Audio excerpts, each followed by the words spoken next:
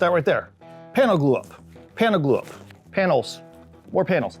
I got panel glue ups for days. Now I usually do this in 2 different ways. One method is I use a shop-made press. It works fantastic, lots of clamping pressure. I have a limited capacity for it because, well, I didn't really need to make a giant one, but I easily could have. Most of my projects fit in that one just fine. My other method, that's what I like to call the squish the crap out of it technique. I have some 1/2-inch thick marble tiles. They're really heavy, and then to add even more weight, I glued on some 3/4-inch MDF. These things are a beast. Put my project in between these things, clamp it tight, and it's worked out great also. The downside is now I have these giant tiles and, well, they weigh a lot and they're cumbersome, and I move them around the shop to get them out of the way. Today I'm gonna do a third technique, vacuum bagging. Vacuum bagging? Vacuum bag. Is it vacuum bagging? That doesn't sound right, but I think that is right. I'm not sure.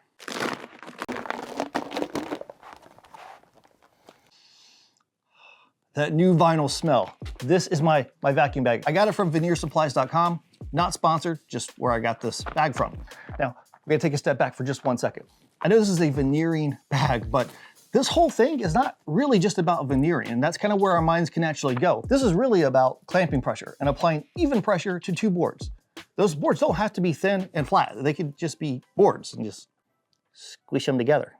I just want to make sure that I don't lose sight of the versatility of something like this. And I don't want to pigeonhole myself into, nope, this has to be just for veneer work. If we're going to make a vacuum press, we need a pump. And this is the one I'm going to use. It's an oilless diaphragm pump. You can also just use a cheap rotary pump if you want to. The reason why I went with this one is because it's oilless. I don't want to have some nasty particulates get on my project inside the bag. And I don't feel like setting up like an inline filter to filter that stuff out. Okay, so we got a bag. We got a pump. We need to connect these together with fittings and hoses and doodads and all that stuff. But first, what I think we should do is look into some vacuum press techniques so we're smart on this before we start getting into it. And the best place to go for that is today's sponsor, Woodworker's Good of America. Woodworker's Good of America is your online resource for woodworking instructions, ideas, and information. As usual, I went to Woodworker's Good of America to see what they have on the subject, and sure enough, they have a 3-part series on how to do veneering. I also watched a fantastic video on veneering and vacuum bagging, and it goes over all the fundamentals. And they explained it in a simplified way that even I understood it. But that's what I expect from Woodworker's Good of America. Their content is for creative makers, whether you're a beginner woodworker or a master at your craft. Since they cover such a variety of topics, I like to just pour over their catalog from time to time. Sometimes I'm just faced with a challenge and I don't know how to tackle it. And I'll just go to Woodworker's Good of America and just surf and go, ha, I'm doing that.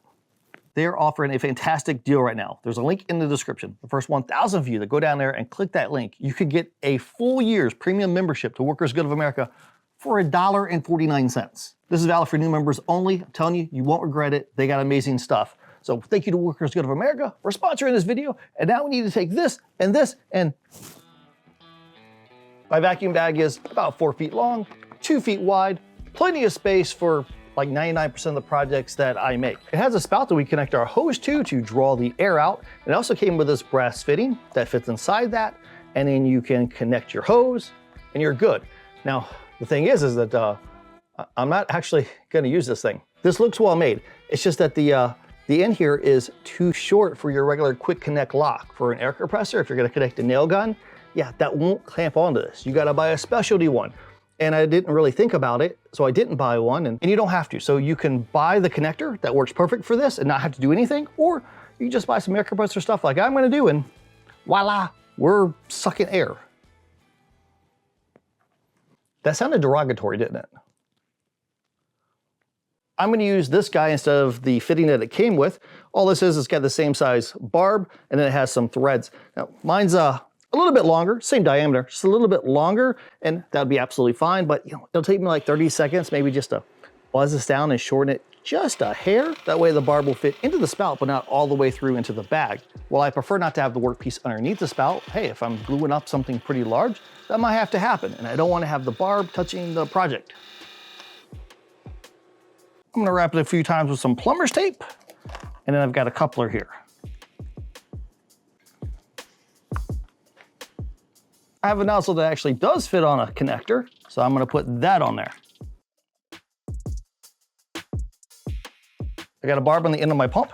I've got a hose here. I'm gonna connect that on there. I'm gonna put another barb on the other end with a connector. That's gonna go onto my bag. I took a scrap piece of melamine, cut it to size so it fits inside my bag. I took a hand plane and I buzzed all the edges. Wanted to soften those a bit so that I don't have really sharp points that just repeatedly get sucked into the bag and then could potentially cause a hole in it later on. I set my blade to maybe 1/8 of an inch high, and then I cut a lot of slices on the bottom of this, making a grid pattern. It's just gonna help it so when the bag sucks in, it has something to grab onto. We're gonna get a tighter, more clamping pressure. So this thing right here is gonna be on the bottom. We'll have the bag, this, my work piece, and on top of that, I need something. I can either make another one of these, which I don't wanna do, or I could use something different, like a mesh. Typically, a vacuum breather mesh is made out of polypropylene. Well, that can get kind of expensive. And then the other day, I was at Hobby Lobby, and I found this, which is a giant roll of floral mesh, and I looked at it, and it is made polypropylene. And it's like less than half the price of the stuff that you could find that's official vacuum bag stuff. So I'm gonna use this. For my vacuum bag, the first thing that I'm gonna glue up is something for some scroll saw art. So I need to get some veneer, I need to get a base like MDF, I need to get some glue. Earlier I said whenever we think of vacuum bagging, our minds often go to veneering, and you could do it for other things, but now I'm starting off with veneer. And well, that's because in my case, I am using it for scroll saw work, and I do need to do some veneer stuff, but I'm also gonna use it for the other things too. So to start off with this one, I've got some MDF, I got some cherry veneer that I've cut, and then I have some Wingay veneer. I'm using Unibond 1 glue for this. I really like it. It has a long open time, so I'm not rushing. I'm working with urgency, not rushing. Just apply it with a roller. It has a super hard glue line too, so everything's gonna be really solid.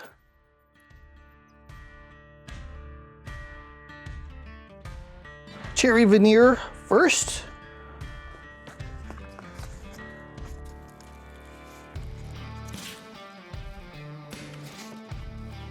Wingay veneer.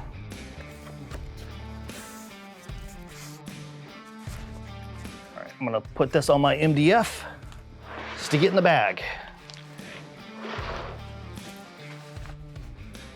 I got some PVC that's gonna clamp this shut. So it's just a piece of PVC pipe. This came with the bag, but you could also make your own. And then this is another piece that's just got a channel cut out of it, and they snap together. I can take this, roll it over, and then clamp the blue one on top of the white one.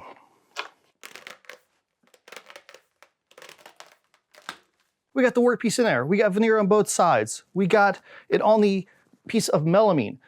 All that's covered with a mesh. We got this connected. We got it sealed. Favorite part, we had to click it on.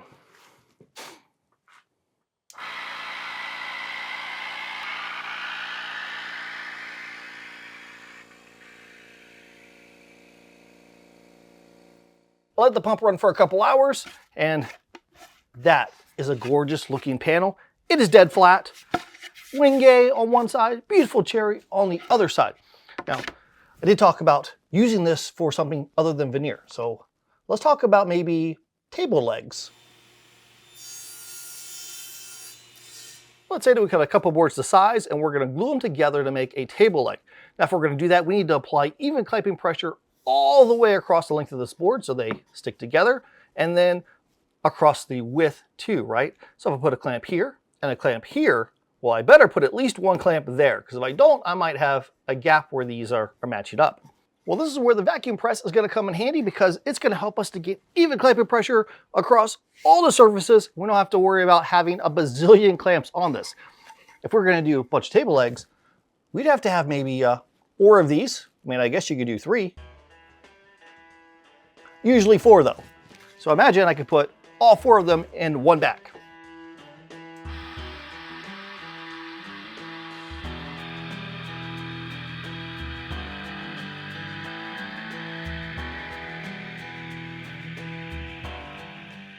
A little clamp work over at the table saw, and now I've got the makings of a really nice coffee table leg with linear grain that is flowing down all 4 sides. Thank you to everyone over on Patreon for supporting me, supporting this channel, and to meet again, get in your shop and build something awesome.